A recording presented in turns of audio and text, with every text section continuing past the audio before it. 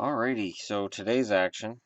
JT Miller scored in overtime for the Rangers to beat Detroit. Shutout for Henrik Lundqvist. Jared Coreau takes the loss, but 1-0 in overtime. It wasn't his fault.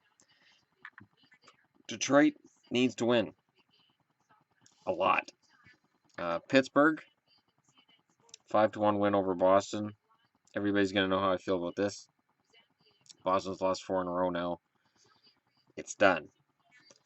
Columbus beat Ottawa. Now, of course, people took shots at the fact that I just posted a video tonight saying that Mike Condon's a big part of the reason why Ottawa's where they are. Hey, it was his 22nd game in a row. And every goalie has off nights. And guess what? So did Korpisalo.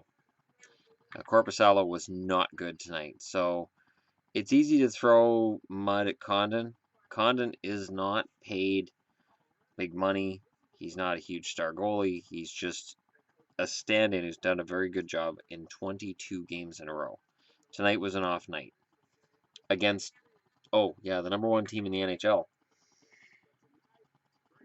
A team with depth like nobody else. I mean, look, you got Atkinson with 2 goals, Sedlak, Calvert, Foligno, Harrington, Werenski. 6 different scorers. Other action. Philly beat the Islanders in overtime, so Doug Waite's unbeaten streak ends, but they're playing better hockey.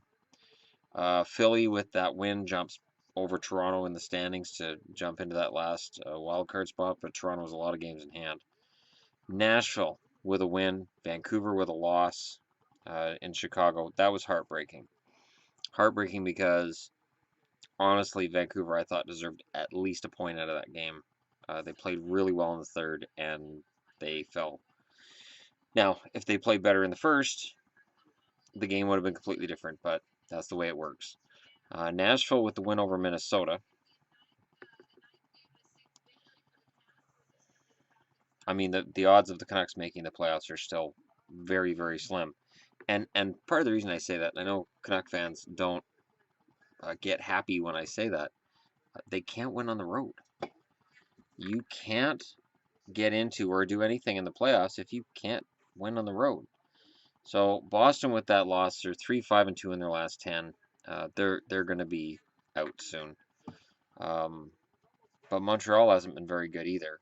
Ottawa with that loss still get a point, so they're 3 points ahead of Boston now with 5 games in hand, and they're 8 points behind Montreal with 3 games in hand. Columbus and Washington are tied with 68 points. That's a pretty strong race. That's going to go right down to the wire, and they both have 30 regulation and overtime wins. As I said, Philly leaps over Toronto, but Toronto has 4 games in hand. Carolina has 2 games in hand on Philly, and they are 3 points back. The real story here is Florida still has yet to go on a run. Everybody has games in hand on them. The winless run through Western Canada was bad for them. Tampa is last in the East. Let me repeat that. The Tampa Bay Lightning are the last place team in the East right now because they played 48 games. They got 47 points. Buffalo's got 47 points, but they've only played 46 games. The Islanders, 47 points. They've only played 45 games. So Tampa is officially, right now, the last ranked team in the East. I can't fathom that any more than anybody else can. Nashville, with that win tonight, they solidified their spot in third in the Central.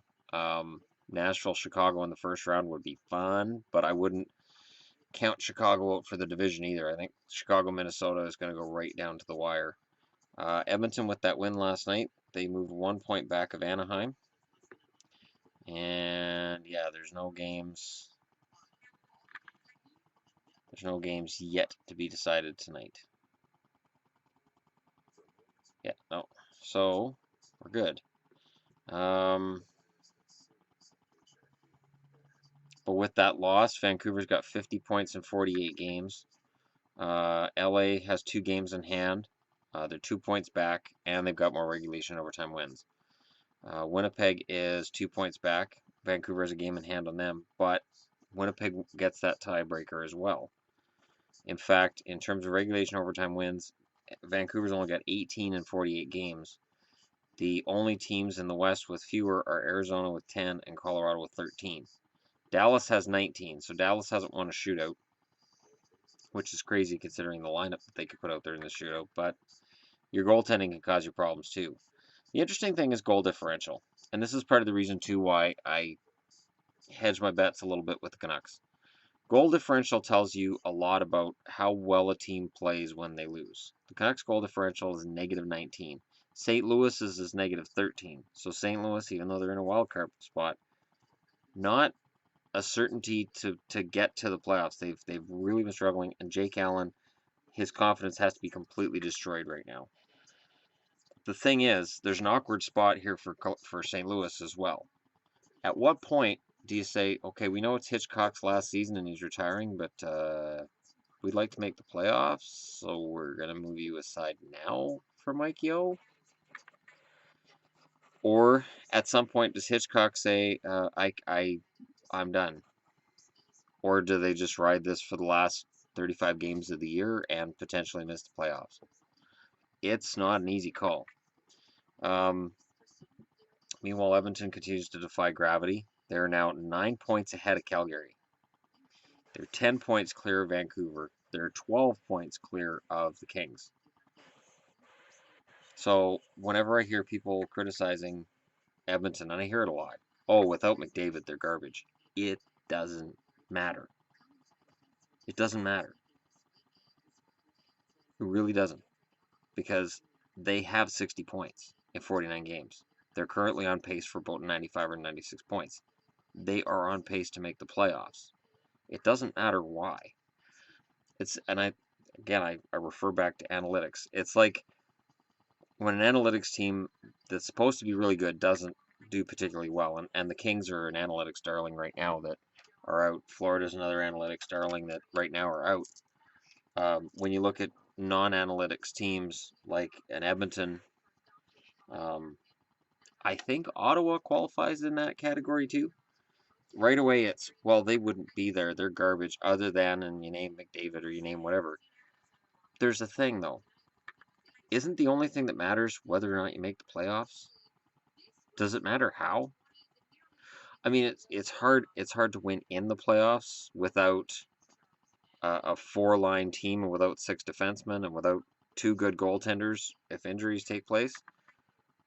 But isn't it more important to be in the playoffs than anything else? I mean, right now the Canucks are sitting outside the playoffs, and I don't think they're going to make the playoffs. They're going to be close. And with the way Calgary's been playing and St. Louis has been playing, anything's possible. But in terms of analytics, they don't always seem to add up to wins and losses. It's funny because I know with Moneyball, the idea of Moneyball is all that matters is getting on base. They don't care how. So it's about on base percentage. It's not about stolen bases, home runs, RBIs. It's about you get on base. So the odds of, if you have enough guys that get on base regularly, the odds of you scoring runs goes up. Those runs equal wins. With hockey, possession numbers should help scoring, but they don't always. I know when the Panthers played the Canucks the other night, I watched. I'm like, you know what? The Panthers do have the puck a lot, but they're not shooting enough. It's a lot of passing. Tons of passing. Not enough shots. So, puck possession, it's going to say, oh, well, Florida did very well in the puck possession game. This is going to turn around. Not if they don't shoot. It's almost as if there's a stats side of things that ignores what's happening on the scoreboard. Just baffles me. Absolutely baffles me. So if you're an Oilers fan, just enjoy the playoffs this year.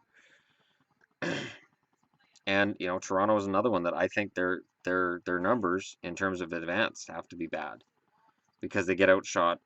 I mean, Anderson's been in a shooting gallery, and anytime Anderson breaks down, everybody talks, oh, Anderson sucks. He doesn't. But it makes people feel better, I guess, if they think he does. So, that being said, the best team in the league right now is Washington in my eyes. Pittsburgh, I think, would be a close second, and Columbus would be a close third. And the fact they're all in the same division sucks for that division because one of those three will be out in the first round. But it means fantastic hockey in the first round. And as I stated last year during the playoffs, it does suck to lose a really good team in the first round. It happens every year. And the right team always wins the Stanley Cup. And if you, like, let's say Pittsburgh faces Columbus in the first round, and Columbus just takes them to 7, and it's a knockdown, drag-out fight, and Pittsburgh emerges after that series, they could use the emotional lift of winning that series to go the rest of the way to the Cup. I've seen it. Early 90s, I'm thinking it was late 80s, early 90s, I noticed that teams that won the Cup often were extended to 7 games in the first round. They had a really hard time in the first round. And that got them ready for the rest of the playoffs. And they had an easier time in rounds 2 and 3, sometimes even in the final. The first round was the toughest. So it's not a bad thing to have two really good teams against each other in the first round. And you could be very fortunate if it's your team that's having that rough ride in the first round, because they emerge as battered and bruised as they might be. They might be better battle hardened for the next round. So very anxious about that. I'm glad we're past the halfway mark of the season. Let me know in the comments below what you guys think, and I will be back tomorrow with some more wonderful video topics. I will likely do something on the Oilers because I think they're underrated. I'm actually thinking about doing a video on Patrick Maroon. If you're an Oilers fan, you just said, wow, cool. If you're not an Oilers fan, you may say, what? Why? He's Milan Lucic. That Milan Lucic was hired to be the gun to keep an eye on McDavid and ride shotgun with him. Patrick Maroon's taking that job. So, yeah, I may do that tomorrow. Thanks for watching. Don't forget to hit like and subscribe if you're just passing through. We're 80 subscribers away from 2,000. Who would have thunk it? And my other channel's up to 82 subscribers. So, weirdness. All right. Weirdness aside, I should be on my way to bed. I have to get up early tomorrow, so I'm sure this caffeine at bedtime is going to do only wonderful things for me. What are you laughing at? Nothing. Nothing. All right. Take care, everybody. Thanks for watching, and thank you for your support, and good night.